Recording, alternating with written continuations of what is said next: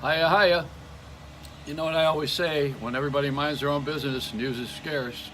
Everybody's not minding their own business. And hey, Bunky, this will take the air out of your football, Patriots.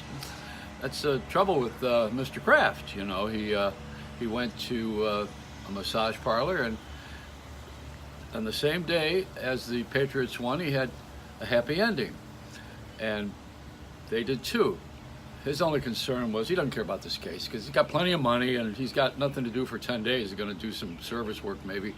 I don't know why they even bothered fighting it. All he cared about was that Tom Brady didn't blow it. Anyway, we're here today with our little Reynolds Rap, and I got to tell you about the president. He's a traveling man. He got on that jet. The other guy from North Korea took a train. And we had the Air Force One, but the guy from Korea is smart. He got there early to Vietnam, because don't forget, that's all part of that peninsula, and it all used to be China, all of that. And if you ever traveled to Vietnam, and I hope you did, not when we were at war with them, but they have a wonderful country. It's very humid in Laos. They have lousy weather, and up there, if you'll pardon my bad pun, and then up in Ho Chi Minh City, which was Saigon, see, you have to let Saigons be Saigons, because the war was Hanoiing us. You talk about going to pun hell now, Anyway, we don't have anybody doing this kind of stuff on the television now. You're stuck with me. There's nobody who's going to bridge the gap here. Everybody else is going to be criticizing everyone, and of course, be it far from me to criticize anyone. But I would like to tell you that watching the Oscars, that I won an Academy Award. I was the meat in Rocky, and I got by association I won. Also, I was the only white guy in the Black Panther behind the scenes.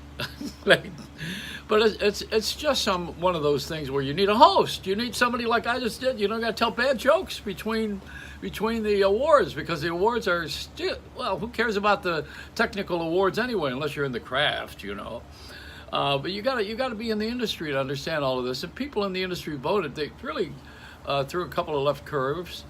Spike Lee, he left in a huff. I mean, he and Barbra Streisand are probably gonna get together and do something. I don't know what it is.